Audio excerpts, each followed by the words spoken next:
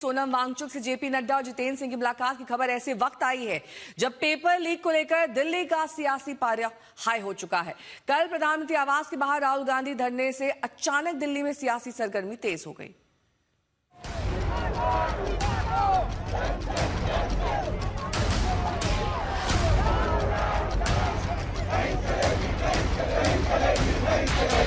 पहला धर्मेंद्र प्रधान और अमित शाह का रेजिग्नेशन, दूसरा कि स्टूडेंट्स को जिन्होंने मारा है, जिन्होंने ह्यूमिलिएट किया है, उन पर एक्शन लिया जाए और जो भी स्टूडेंट्स पर केसेस हैं उनको हटाया जाए।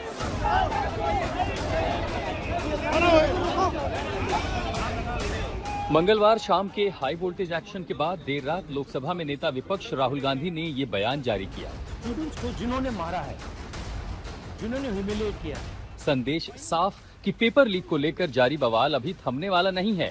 ये जो इशू है देश का सबसे बड़ा इशू है। मंगलवार शाम करीब 3:30 बजे अचानक दिल्ली का सियासी पारा हाई हो गया। राहुल गांधी प्रधानमंत्री आवास के बाहर धरने पर बैठ गए। उनके साथ प्रियंका और कांग्रेस के कुछ सांसद भी मौजूद थे। कुछ देर बाद समाजवादी पार्टी के मुखिया अखिलेश यादव भी वहां पहुंच गए। राहुल का यह कदम सरकार के लिए बिल्कुल अप्रत्याशित था, लिहाजा सरकार फौरन एक्शन में आई। केंद्रीय मंत्री जितेंद्र सिंह और गृह सचिव को राहुल गांधी से बात करने के लिए भेजा गया, लेकिन बात नहीं बनी। जितेंद्र सिंह ने आरोप लगाया कि राहुल अपनी ही बातों से मुकर गए और अचानक मांगे बदल दी।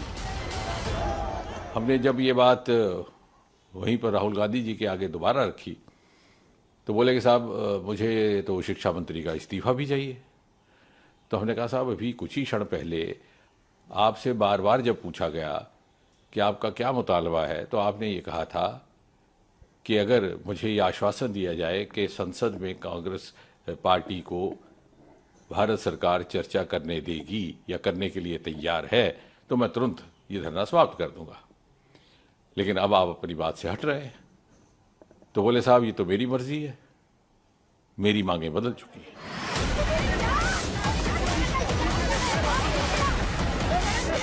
राहुल से वार्ता टूटी तो पुलिस एक्शन में आई। पहले कांग्रेस सांसदों और पदाधिकारियों को पीएम आवास से बाहर हटाया गया। कि देश में युवाओं का भविष्य छोड़ दिया है इन्होंने। हिम्मत है तो आगे आए। जब कोई भी डरता है पुलिस और फिर राहुल गांधी और अखिलेश यादव भी वहां से उठा लिए गए।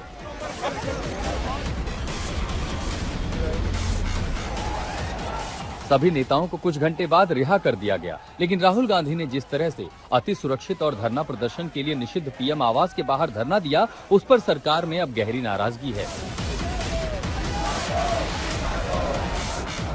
सरकारी सूत्रों का दावा है कि पीएम आवास के बाहर प्रदर्शन कर कांग्रेस ने गलत और खतरनाक परंपरा डाली है। ये न सिर्फ सुरक्षा का जोखिम है, बल्कि परिपक्व लोकतंत्रों में इस तरह का द्वेषपूर्ण व्यवहार देखने को नहीं मिलता।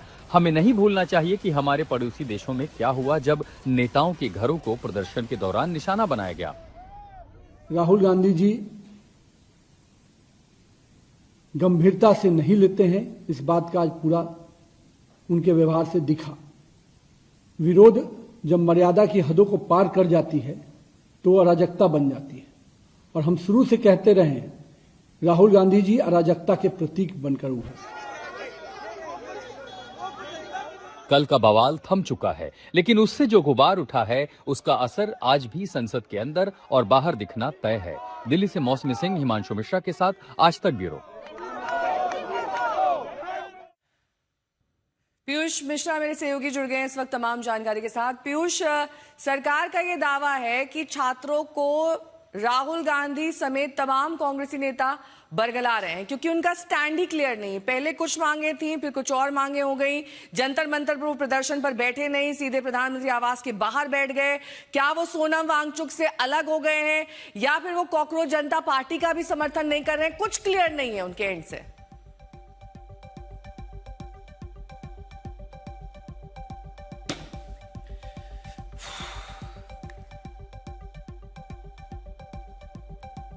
परिपक्व लोकतंत्र में इस तरह से प्रदर्शन करना ठीक नहीं है। धरने पर सवाल उठ रहे हैं। पड़ोसी देशों में क्या कुछ हुआ वो ना भूलें। नेताओं के घरों को बनाया गया प्रदर्शन के जरिए निशाना। यहां पर जिक्र दरअसल नेपाल और बांग्लादेश का किया जा रहा है। प्रधानमंत्री आवास के बाहर प्रदर्शन गलत और अलोकतांत्रिक था। अमित भारद्वाज मेरे सहयोगी जुड़ गए हैं। अमित, राहुल गांधी का स्टैंड दरअसल क्या है, या फिर यूं कहें कि पूरे कांग्रेस पार्टी का क्या स्टैंड है? क्या इस पर इंडिया गठबंधन एकजुट है? क्योंकि अखिलेश यादव को तो हमने उनके साथ खड़े हुए थे देखा, लेकिन आम आदमी पार्टी के संजय सिंह ने कुछ और ही बातें कही। उन्होंने कहा कि राहुल गांधी तो एकदम बदल गए हैं, ना वो जंतर मंतर पर प्रदर्शन कर रहे हैं, ना वो कॉकरोच जनता पार्टी के तमाम मांगों को सुन रहे हैं, वो सिर्फ इस्तीफे पर अड़ गए। और यह देखिए, इसके दो भाग हैं। जो भी घटनाक्रम कल हुआ है उसका पहला भाग ये है कि कांग्रेस पार्टी चाहती थी कि सरकार जिस तरह से दिल्ली पुलिस ने लाठीचार्ज किया है छात्रों पर, उस पर चर्चा करे सदन के अंदर, और राज्यसभा और लोकसभा दोनों पे में चर्चा हो। और फिर धीरे धीरे कांग्रेस पार्टी के अंदर ये विचार बना कि दिल्ली पुलिस के लाठीचार्ज के एक्शन पे प्रोब होना चाहिए और गृह मंत्री को भी इस पे स्पष्टीकरण देना चाहिए। और जब दोनों सदनों में कार्रवाई टल गई, एडजर्न हो गई, तो कांग्रेस पार्टी ने अचानक से सरप्राइज करते हुए दिल्ली पुलिस को और अपने इंडिया अलायंस के पार्टनर्स को भी सीधे प्रधानमंत्री के आवास के बाहर धरने पे राहुल गांधी अपने सांसदों के साथ बैठ गए। और हालात ये थे, मैं आपको यहाँ बता दूं कि कल कई बार समाजवादी पार्टी के अलग अलग सांसदों ने पूछा था कि क्या कोई मार्च है। लगातार कांग्रेस की तरफ से कहा गया कि मार्च नहीं है, कोई मार्च नहीं होने वाला, और उसके बाद अचानक से धरना हुआ। अखिलेश यादव वहां पे निश्चित रूप से बड़ा दिल दिखाते हुए, या जो आखिरी मोमेंट में कोऑर्डिनेशन हुआ होगा, जिस तरह से समाजवादी पार्टी और आरजेडी के सांसद वहां पहुंचे थे, ये लोग जरूर पहुंच गए। लेकिन आम आदमी पार्टी जो अब इंडिया गठबंधन का हिस्सा नहीं है, उन्होंने बड़े आरोप लगाए हैं राहुल गांधी और कांग्रेस पार्टी पे। उनका कहना है कि जंतर मंतर पे लोगों को बुलाने के बजाय राहुल गांधी अपने धरने में बुला रहे हैं लोगों को, जिससे जो धरना चल रहा है जंतर मंतर पे वो कमजोर हो सकता है। और जो मंशा है कांग्रेस पार्टी की, उसके ऊपर सवाल उठा रहे हैं। तो निश्चित रूप से विपक्ष में तो एक तरह से दो धाराएं दिख रही हैं, लेकिन अगर आप इंडिया गठबंधन की बात करेंगे तो वहां पर कम से कम जो सीनियर पार्टनर कांग्रेस और उसके बाद जो सबसे ठीक बड़ा है, मैं दल है लौटूंगी आपके लोकसभा पास। के अंदर। पीयूष मिश्रा मेरे सहयोगी जुड़ गए हैं। पीयूष, सरकार का क्या स्टैंड है? कल जिस तरीके से प्रदर्शन राहुल गांधी द्वारा किया गया, उसको लेकर सरकार ने काफी आलोचना की है, अलग अलग ट्विटर हैंडल से इसको व्यक्त भी किया गया है। अब आगे अगर राहुल गांधी कुछ इसी तरह की चीजें करते हैं तो जाहिर तौर पर पार्लियामेंट का सेशन तो नहीं चलेगा, लेकिन सरकार किस तरीके से इसे हैंडल करेगी? जी देखिए, बिल्कुल इसमें कोई दोहराई नहीं है कि मानसून सत्र में विपक्ष सरकार पर काफी हमलावर है, लेकिन सरकारी सूत्रों ने ये साफ कर दिया है कि जो भी कांग्रेस पार्टी कर रही है, जिस तरह की चीजें राहुल गांधी के द्वारा की जा रही है, वो पूरी तरह से राजनीतिक है। धर्मेंद्र प्रधान का इस्तीफे की जो मांग है वो पूरी तरह से राजनीतिक है। वहीं जहां तक नीट पेपर लीक की बात है, उसको लेकर सरकार ने शुरुआत से ही कड़े कदम उठाए। लगभग 13 लोगों को गिरफ्तार किया गया। पीएम नरेंद्र मोदी ने भी इसको घोर पाप कहा। कल पार्लियामेंट्री पार्टी मीटिंग में प्रधानमंत्री ने साफ कहा कि आगे आने वाले दिनों में सरकार कुछ ऐसे लीगल लुमिनरीज से बात करने की कोशिश भी करेगी, ताकि पेपर लीक के खिलाफ कड़े से कड़े प्रावधान लाए जाए, कड़े से कड़े कानून लाए जाएं। सरकार का ये साफ मानना है कि जब ये पेपर लीक हुआ, तब उसके बाद न सिर्फ धर्मेंद्र प्रधान ने इस पूरे पेपर लीक की जिम्मेदारी ली, बल्कि इस पूरे मामले को ठीक करने की भी कोशिश सरकार की तरफ से की गई। अब इस पूरे मामले में राजनीति हो रही है, और इसीलिए कल जो राहुल गांधी ने किया और उनके साथ जो काफी जो कांग्रेस के नेता मौजूद थे, वो पूरी तरह से एक राजनीतिक कृत्य था, और इसीलिए सरकार जो है इस पर ज्यादा ध्यान नहीं दे रही है। ठीक है, बहुत शुक्रिया तमाम जानकारी के लिए आपका। तो आखिर सरकार या दिल्ली पुलिस को कैसे नहीं लग पाई राहुल गांधी के धरने की भनक? पीएम आवास अति सुरक्षित क्षेत्र माना जाता है और यहां किसी को धरने की इजाजत नहीं है, फिर भी कैसे वहां पर राहुल गांधी धरने पर बैठ गए? कांग्रेस अपने प्लान को गोपनीय रखने में कामयाब रही। राहुल गांधी और प्रियंका गांधी दोपहर 2 बजे खड़गे के घर पहुंच गए थे। खड़गे के घर से पीएम आवास महज 300 मीटर की दूरी पर है।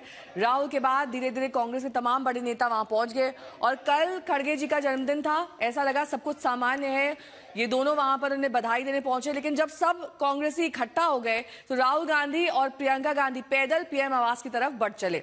ये भी पुलिस को असामान्य नहीं लगा। इसके बाद टुकड़ों में कांग्रेस के नेता वहां पीएम आवास के बाहर जुटने लगे।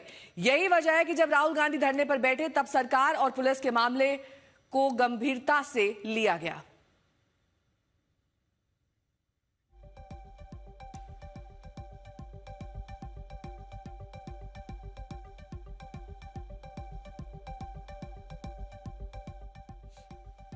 तो राहुल गांधी को कल रात ही रास्ते से छोड़ दिया गया, लेकिन लोक कल्याण मार्ग जो कि 2.5 किलोमीटर की दूरी पर है संसद भवन से, राहुल गांधी का धरना इससे कुछ ही दूरी पर शुरू हो गया। प्रधानमंत्री आवास के बाहर यह धरना, और से ठीक 300 मीटर की दूरी पर खड़गे का आवास है। वहां पर कुछ देर पहले राहुल गांधी और प्रियंका गांधी मिलने पहुंचे और उसके बाद पैदल ही ये पीएम आवास के पास बढ़ चले।